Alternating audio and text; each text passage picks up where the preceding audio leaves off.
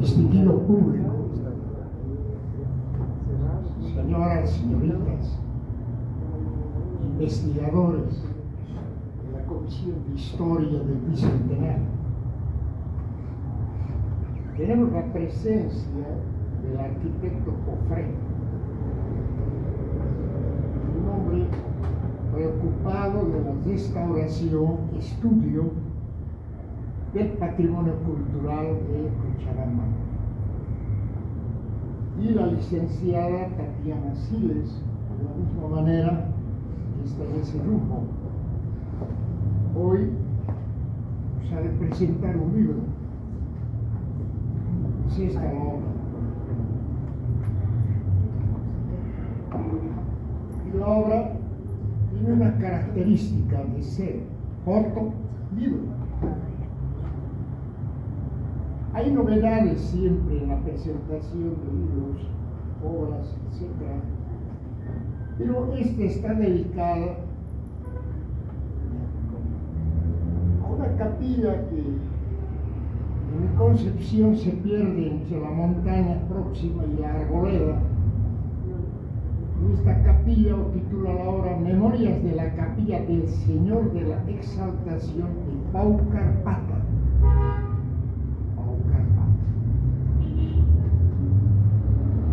En parte de las tierras que fue el expresidente Daniel Salamanca se construyó esta capilla. Y el interés es conocer un poco la historia de esta capilla, que tiene que ver mucho con el mundo, ¿no?, religioso, la historia de Cochabamba, indudablemente la historia de Bolivia. Esta es una novedad porque capillas hay muchas, pero están abandonadas. En Tarata, por ejemplo, la mayoría de las familias en su casa tienen capilla familiar.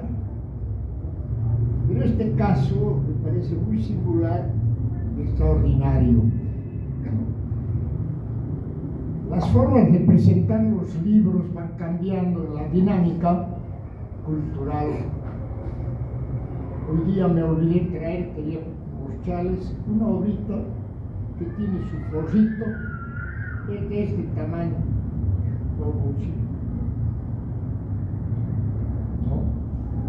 Hay obras, por ejemplo, la Constitución Política del Estado, que tiene 411 artículos.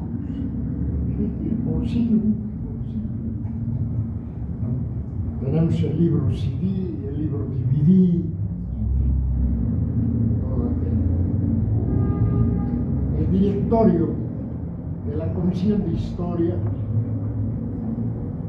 agradece la presentación de este libro como un esfuerzo intelectual de dos profesionales que se dedican a este arte de difundir la cultura. En ese sentido, el vicepresidente va a hacer la presentación complementaria. De todas maneras, agradecemos su presencia.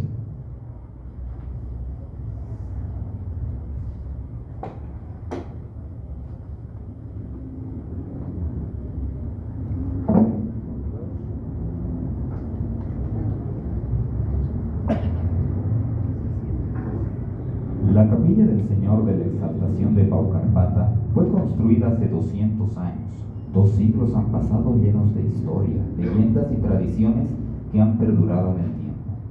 Este fotolibro es una compilación de memorias orales y visuales, permitiendo visitar el pasado, el presente y echar un vistazo al futuro a través de sus capítulos. El arquitecto Enrique Jofré Ayala estudió en la Escuela Industrial de la Nación Pedro Domingo Murillo como técnico en mueblería y modelería de fundición. Es arquitecto graduado de la Universidad Mayor de San Simón de Cochabamba del año 74 y cuenta con estudios complementarios en cálculo de estructuras de hormigón armado y estudio de restauración y mantenimiento de edificaciones antiguas, esto en España. Estuvo a cargo de la restauración y mantenimiento del Templo de la Compañía de Jesús con la dirección de obra, cooperando con el arquitecto Jordi Bonet Armengol, quien continuó con la restauración de la Basílica Sagrada de la Familia de Barcelona. Posee una larga trayectoria en el ámbito de la arquitectura religiosa, tanto con estudios y anteproyectos, por ejemplo, para dar el inicio al proyecto del Museo de Santa Teresa. Ha participado en muchas intervenciones, restauraciones y construcciones. Actualmente está a cargo de la custodia de la Capilla del Señor de la Exaltación de Pau Carpata, construida hace 200 años, cuyo cuidado ha pasado de generación en generación, acompañado de leyendas y relatos de manera oral. La licenciada Tatiana Siles Jofré, graduada de la carrera de Comunicación de la Universidad Privada Boliviana en el año 2022, trabaja en el área audiovisual como fotógrafa y directora creativa. En 2021 ganó un reconocimiento en el concurso organizado por el Ministerio de la Presidencia y Viceministerio de Comunicación, Juventud, Creatividad Rebelde, con un cortometraje animado en 2D con enfoque de género. El mismo año formó parte de la residencia fotográfica Resistimos Estallidos, organizado por el colectivo War Mi Foto. Desde entonces se inclina por la fotografía conceptual. En 2023 participó en el fotolibro 24 Horas, proyecto de Cochabamba. Su primera y más reciente publicación la realizó junto a su abuelo, un fotolibro híbrido que aborda como principal temática el tiempo, el relato oral y la memoria familiar colectiva. Con ustedes, los autores.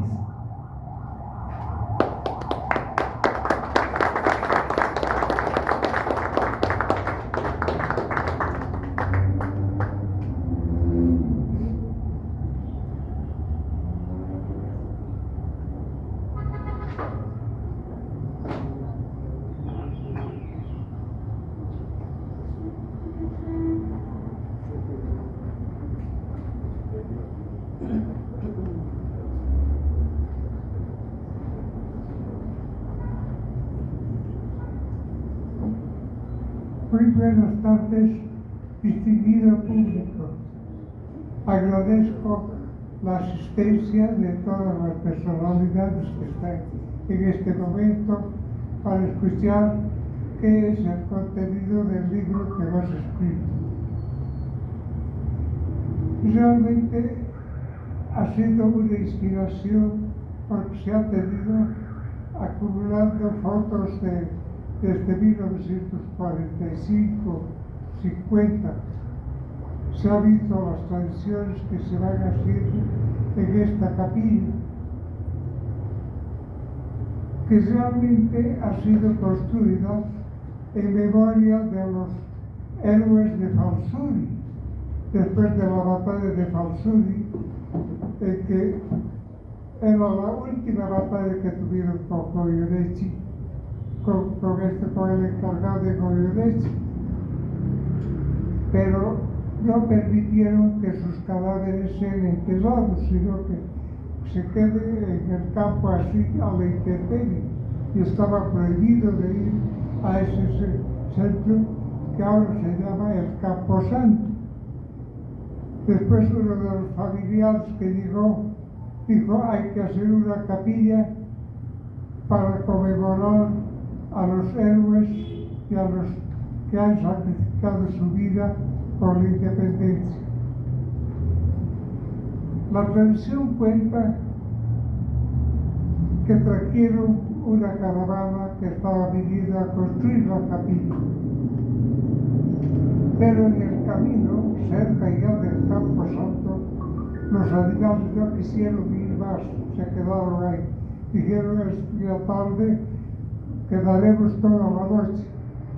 Quedaron toda la noche y al día siguiente cargaron a los animales las pies que tenían que llevar, pero tampoco querían moverse los animales. Es lo que cuentan realmente mis antepasados, mi abuelita, mi mamá y todo. Y después resultó que dijeron: debe ser muy pesada esta.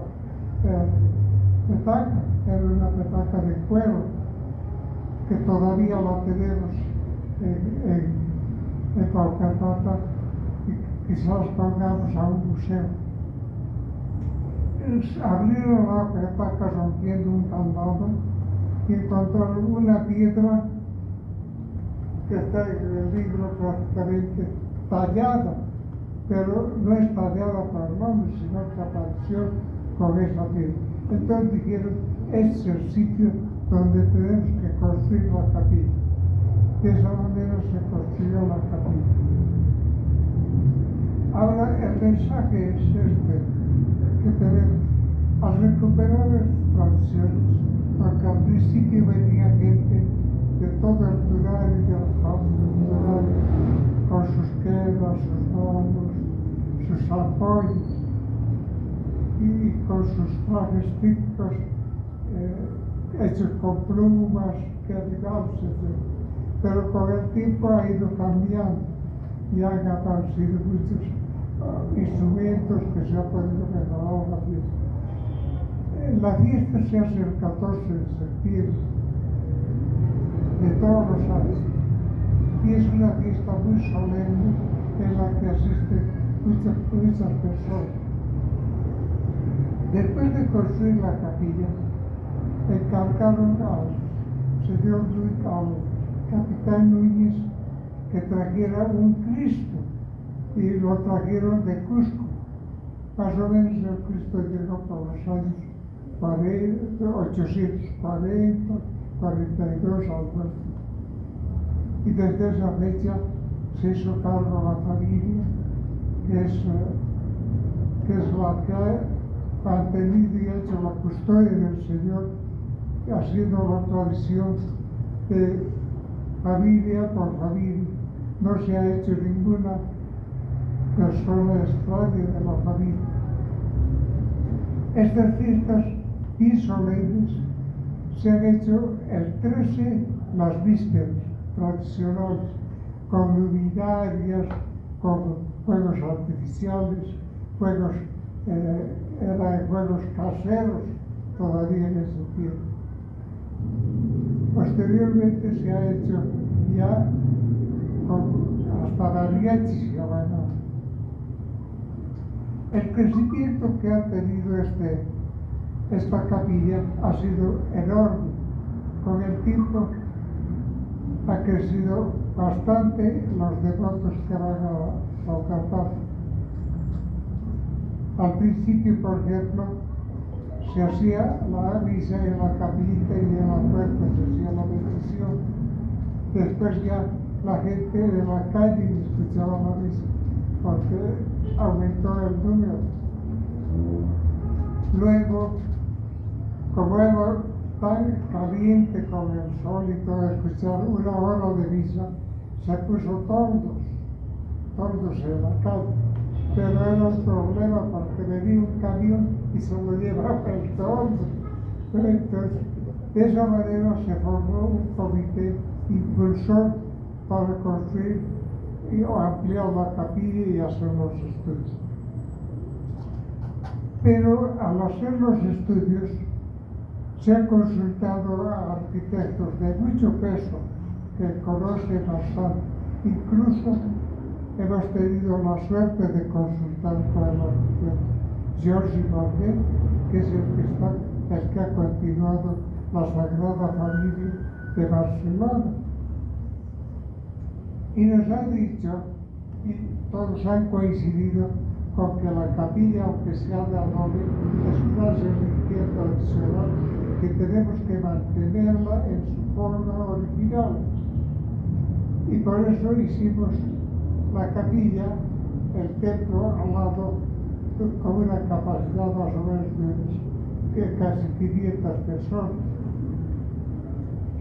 Esta capilla este templo lo hemos construido con aportes voluntarios de todos los devotos. Hemos presentado el año 2005 se hizo la colocación de la primera piedra fundamental. Y en 2006 se ha empezado la construcción. ahora está en los últimos toques que tenemos que acabar. Se ha hecho poco a poco. Los planos han sido acomodados de acuerdo a la cuestión económica que hemos podido conseguir. Y entre medio hemos encontrado también muchas reliquias, como el cáliz que celebró la primera misa Monseñor Aspe. Tenemos otra reliquia grande que es un mármol que parece que tiene una astilla de la Santa Cruz, o por lo menos es una astilla que ha tocado la cruz del Señor. De esa manera se ha tenido esta capilla. Ahora, lo que teníamos en mente es se ha recolectado las tradiciones, las anécdotas que se han ido produciendo durante todo el tiempo. Y estas han sido realmente una bendición. El milagro que ha hecho el Señor es que la familia se haya mantenido en custodia de la Sagrada Imagen, y ahora es un centro, un punto de encuentro de familia. Todos los familiares el 14 de septiembre, todos los que pueden, desde luego, vienen y ahí conocemos a nuestros primos, nuestros tíos, nuestros sobrinos y nietos, etc.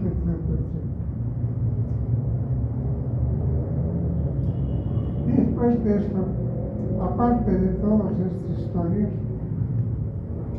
el objeto es de que queremos que esta tradición no se pierda, que se mantenga, que conozcan las otras generaciones, y de esa manera nos hemos animado a escribir este fotolibro.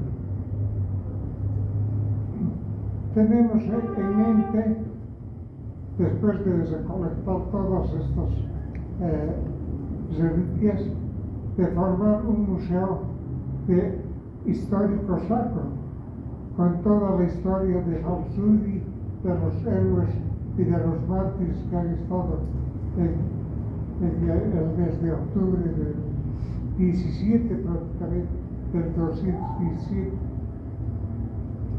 Yo creo que vale la pena que este libro, este librito, sea el principio de algo que se está consolidando. No debemos dejar a un lado las cositas pequeñas. A veces queremos hacer cosas grandes y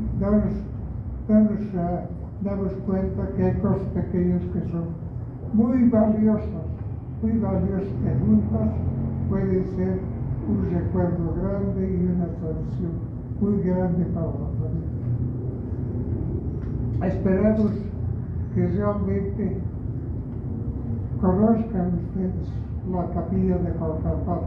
Los primeros domingos a las 11 se celebra la Santa Misa, todos los primeros domingos en Paucarpata. En el librito también tenemos la dirección, la forma de llegar. Es muy fácil. Con estas palabras agradezco a todo el público su asistencia y que el Señor les bendiga y les mantenga con buena salud y buena intención. Muchas gracias.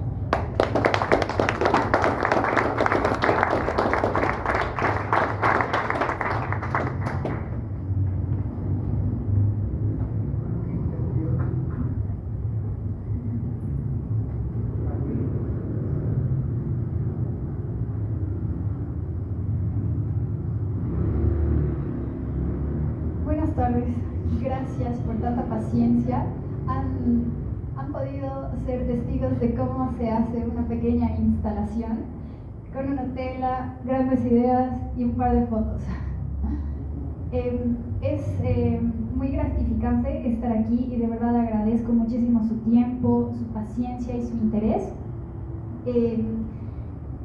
Al parecer, la Comisión Histórica del Bicentenario está muy interesada en hablar sobre nuevos formatos para difundir conocimiento científico, investigación, es decir, lenguaje académico, que muchas veces puede ser pesado para el ciudadano de a pie o alguien que no necesariamente está relacionado al lenguaje de la investigación. Entonces, este fotolibro intenta traducir lenguajes y es curioso porque como personas, como humanos, todos tenemos la capacidad de leer imágenes. Entonces, la misma imagen puede ser leída en distintos lenguajes, dependiendo de nuestro bagaje, de nuestras historias, nuestra subjetividad, que todos llevamos por detrás. Es por eso que este formato, desde la misma presentación, recalco, es un híbrido. Podemos hablar un poco sobre lo que es un fotolibro y usualmente no incluye mucho texto, justamente para que la gente pueda dialogar con estas imágenes, construir su propio relato. Pero ese formato se quedaba corto para lo que necesitábamos transmitir. Las fotos que pueden ver acá en blanco y negro las tomó mi abuelo Enrique desde mediados del siglo pasado. Es un archivo fotográfico inmenso que no nació necesariamente con la intención de ser difundido. Era un relato más íntimo y personal, era un archivo privado. Pero este registro fotográfico con el tiempo ha adquirido valor. Quizá antes este registro era mucho más inaccesible que ahora. No existían los celulares y no tenían un precio tan cercano al ciudadano, ¿verdad? Entonces, por eso este registro es valioso, porque no solo cuenta las vivencias de mi abuelo, que cuando puedan ver el fotolibro y hojearlo, van a notar que es muy privado y muy íntimo. Pero no solo registra eso, también registra la historia de este lugar. En el fotolibro hablo bastante sobre las coincidencias y sobre el destino y sobre lo que muchas personas creyentes del cristianismo o del catolicismo llaman milagro, el milagro de los planes de Dios. La ubicación original de esta capilla no estaba percibida para ser donde es actualmente. Sucedieron cosas e intervinieron fuerzas más grandes de las que estamos conscientes o conectados terrenalmente, y terminó en Paucarpato, a 1.6 kilómetros de Falsuri, donde realmente debió haber sido. Y como detonante para mí, la pregunta fue: ¿quién, teniendo esta conexión con las tierras, las haciendas, la agricultura y demás, hubiera permitido hacer una capilla tan azarosamente? Y como suele suceder, y la gente que hace investigación sé que está más relacionada con esto que yo, las preguntas se van respondiendo a medida que haces la investigación, y una vez la publicas siempre aparece un dato más y casi que no te suelta, la investigación no te deja olvidarla. Un dato curioso es que mi abuelo, gracias a su abuela, es decir, mi tatarabuela, llevaba registro de todas las personas del árbol genealógico que se habían hecho cargo de la capilla, sus parejas y sus hijos, y de sus hijos quién se había hecho cargo. Dos datos curiosos mejor, porque estoy generosa. Uno, toda la línea de custodia ha sido femenina, lo cual es un poco peculiar, dada la restricción de derechos y de participación política y participación ciudadana en general que tenía la mujer. Pero en esta capilla todas han sido mujeres, todas las encargadas del cuidado del Señor de la Exaltación, hasta que llegó a mi abuelo. Primer dato interesante. Y el segundo dato interesante es que el general José Antonio Núñez, que trajo el Cristo hace 2 siglos, lo trajo del Cusco, aparecía en la línea, en el árbol genealógico, pero no aparecía el nombre de su esposa.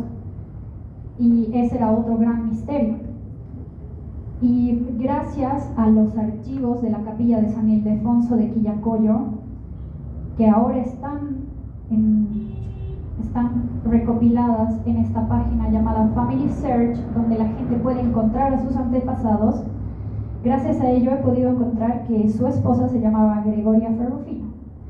Una vez ha sido publicado este fotolibro, he encontrado que en la zona de Paucarpata, bueno, recordemos que nuestro pasado es netamente agrario y las extensiones de la tierra eran inmensas, lo que significaba o lo que se traducía en que pocas personas eran dueñas de una inmensa cantidad de hectáreas.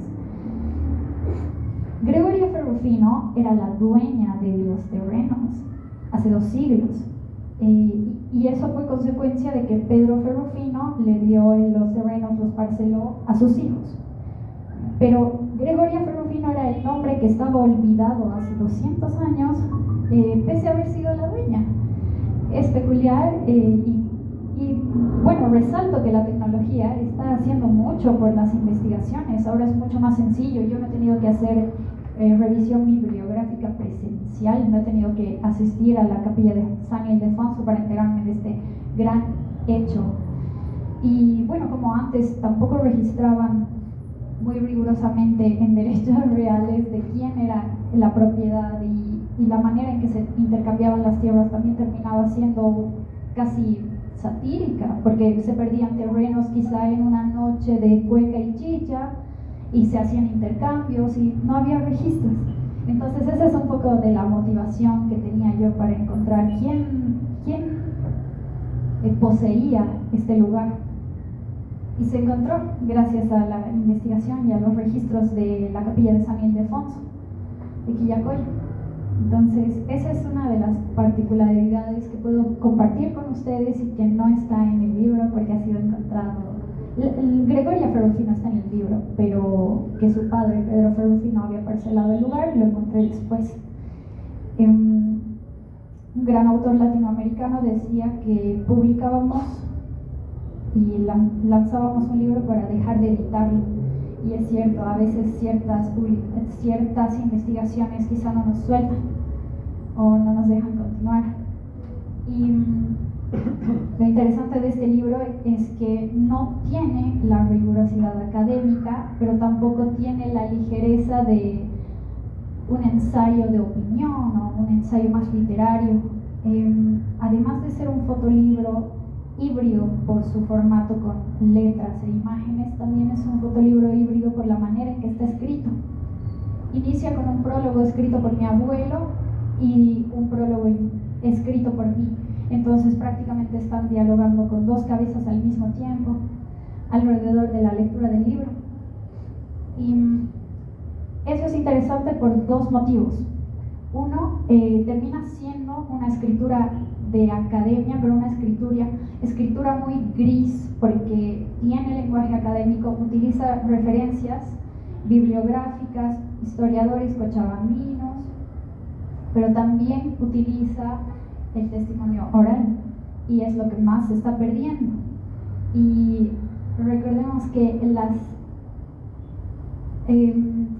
la memoria termina haciendo distorsiones de lo que ha sucedido en función de nuestra emotividad con el hecho, y eso es algo dulce en el libro.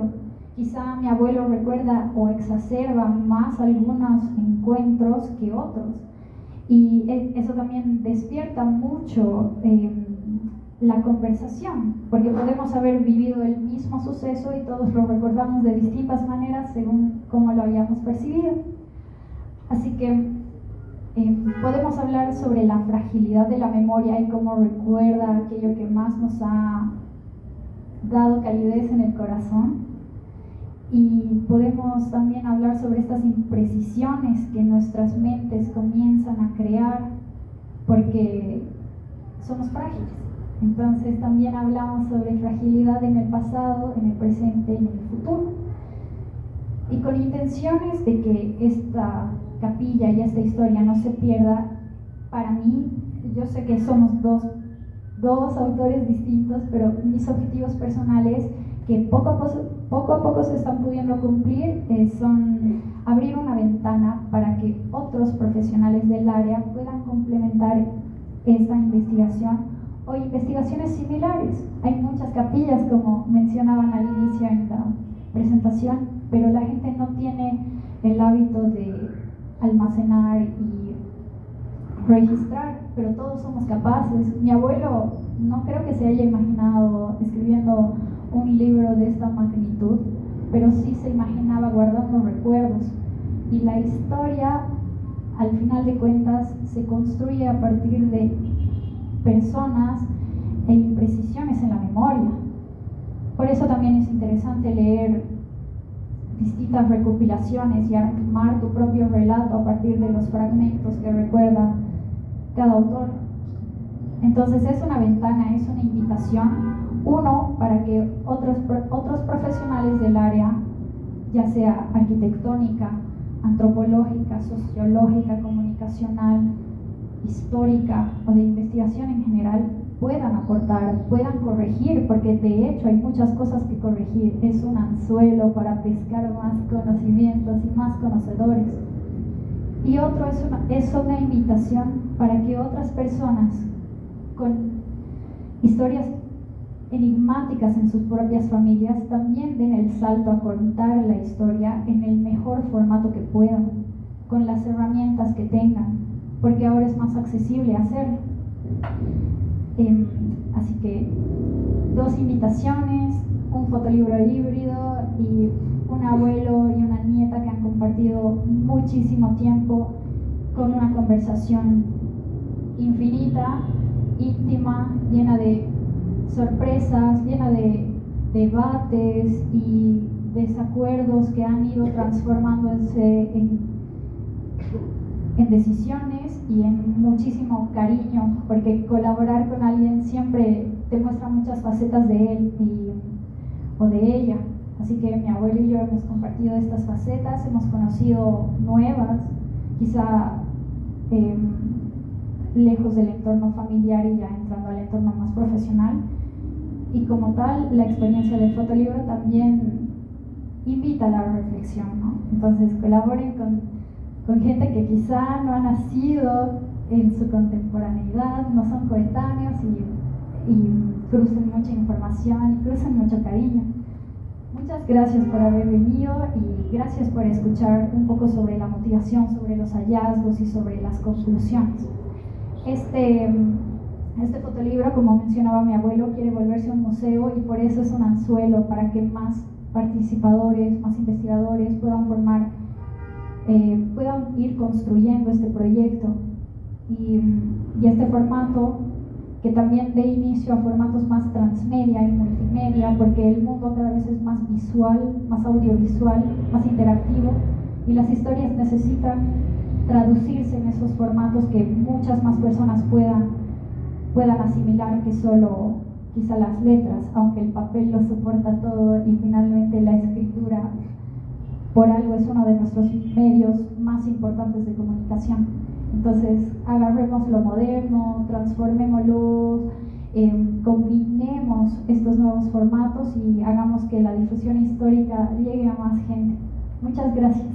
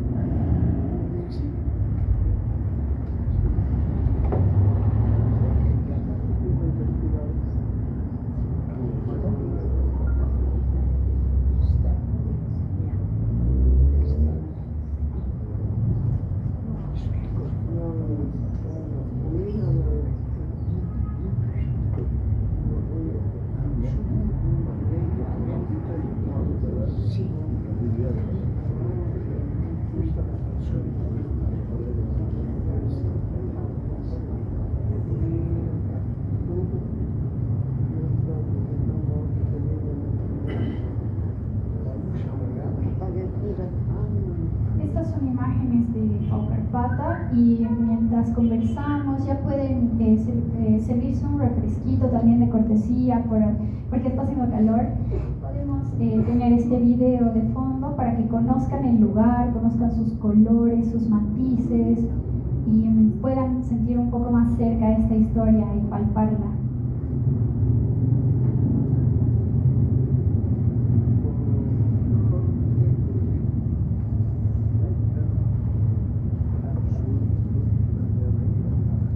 Mientras aprovechamos las hermosas imágenes que nos comparten los autores, si alguien tuviera alguna duda sobre el tema que hemos abordado el día de hoy, por favor.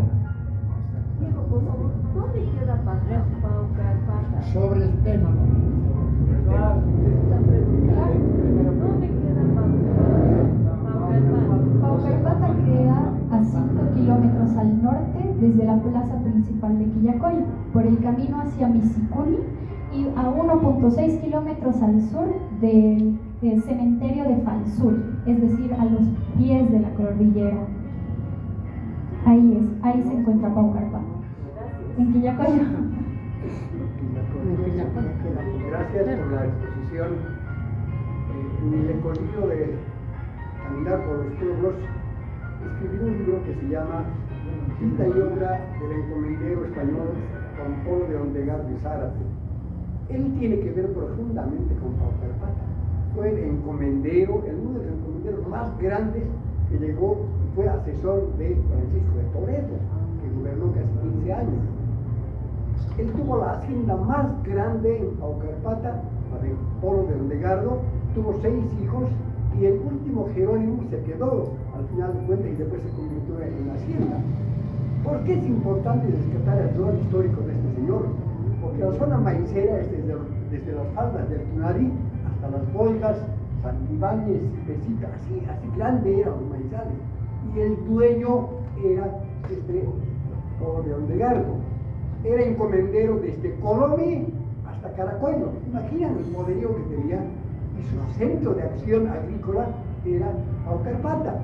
Fuera de ser agricultor, era minero, era historiador, era asesor, era abogado y también en cuestión de reliquias descubrió un personaje importantísimo en la región de Paucarpata. Queda todavía un pedazo de la familia Quiroga Salamanca, es una granja de ganado. Es el último pedazo que le ha quedado de la encomienda de los Polos de Ondegardo. Es como referencia. Y me voy a permitir obsequiarles el documento para complementar la parte histórica de Paucarpata. Muchísimas gracias.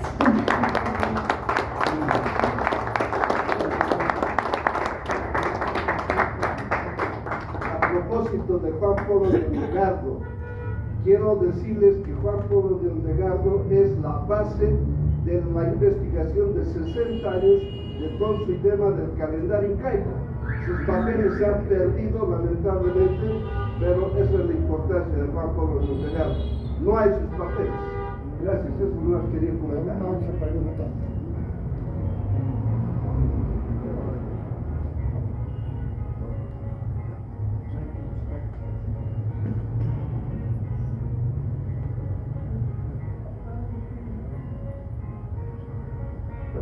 Una consulta, ¿qué fecha es la fiesta, la entrada al Calvario? ¿Cómo funciona la festividad en sí? La festividad se desarrolla desde el 13 de septiembre. El 14 de septiembre es Día del Señor de la Exaltación a nivel mundial, y el libro habla un poco de por qué es esa fecha tan importante para el judeocristianismo. Y el 15 de septiembre, entonces tres días importantes. El primero se llama las vísperas, el 13 de septiembre. Los conjuntos bailan, pueden ver un poco sobre los conjuntos aquí, también en la pantalla, y cómo esto ha ido cambiando a través del tiempo. El 14 en las vísperas hay una misa nocturna, y el 14 de septiembre hay una misa diurna al mediodía. Es el Día del Señor de la Exaltación, el que trae más gente, alrededor de 800 y 1300 personas que se reúnen en esta pequeña localidad. Y el 15 de septiembre también hay actividades más relacionadas a lo festivo, entonces también se puede ver un poco de nuestra herencia de hibridación cultural entre el exceso, la fiesta y también la religión. Y algo particular sobre esta fiesta también es que la OTB de Paucarpata se ha involucrado en esta celebración y ahora hay escenarios gigantes de música y combinan esto con su pasado agrícola. Entonces es interesante ver todo esto expuesto, porque les doy un ejemplo. Había una persona que tocaba zampoña, que estaba en un caballo y atrás las pantallas LED. Entonces, las pantallas de LED del escenario. Así que es posible ver esta hibridación en sus fiestas y cómo también está atravesado por la modernidad. Entonces, les recuerdo, 14 de septiembre es la fecha más importante para Paucarpata, que reúne a más turistas, devotos, familias, amigos. Y por eso muchas de las fotografías que van a poder ver aquí en el libro son del 14 de septiembre a lo largo de los años. Una complementaria para poder llegar, no sé, será de Quillacolo, ¿qué línea tomamos desde Cochabamba? Creo que lo conozco.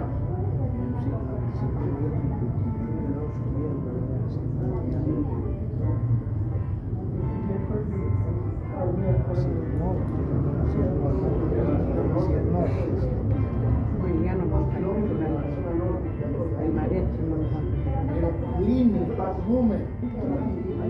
Creo que el transporte hay una línea de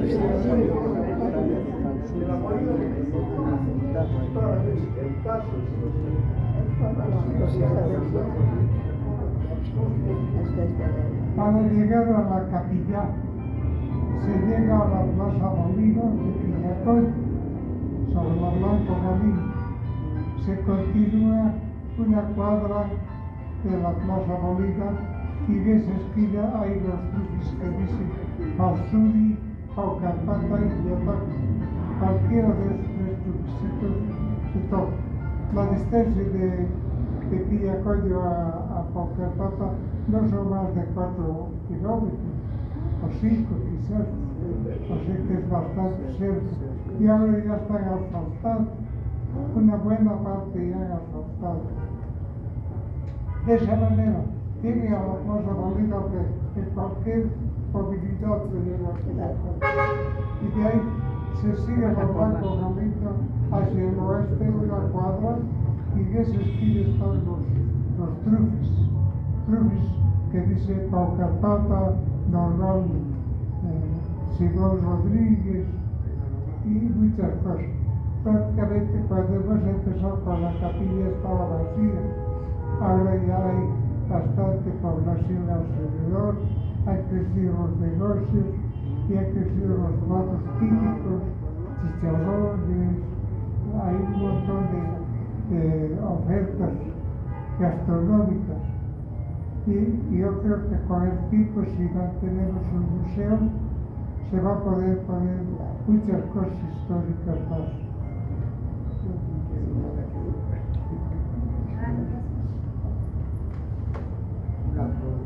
Una cosa breve. Buenas noches a todos y en primer lugar felicitar a los expositores porque realmente uno está en Cochabamba, cree conocer mucho y no conoce nada. Y es admirable cómo nos han expuesto y está en nuestras narices. Creo que un poco nos haría más falta más de iniciativa. No solamente como anécdota, yo tenía 10 años y nos guiábamos con mi hermano siguiendo el camino que era paralelo al sistema de riegos de la Angostura, o sea, un canal de riego. Y una vez fui solo y, bueno, estaría tan cansado, pero nuevamente tenía 10 años y le pregunto a un lugareño y me dijo, le pregunto sobre el nombre, ¿no? Y me dijo, es Paucarpata.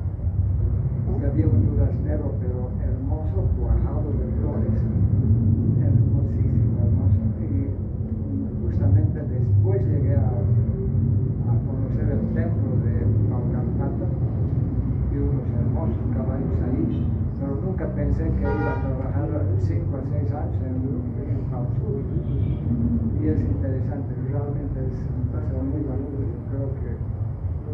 motivamos un poco, pero nuevamente los felicito. Gracias por su atención. Muy bien. Bueno, un agradecimiento a los expositores. Ingeniero, por favor. Buenas noches. Solamente como referencia, para ir a Paucarpata hay que salir de la calle Santa Cruz. La calle Santa Cruz nos lleva casi directo hasta el lugar. Gracias.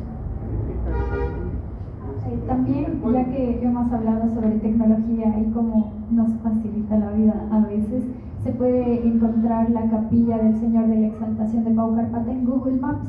Así que si están familiarizados con ella, pueden también servirse de ese recurso. Bueno, el directorio de la Comisión de Historia del Bicentenario agradece la extraordinaria conferencia, que es un aporte para el fin que nos proponemos, ¿no?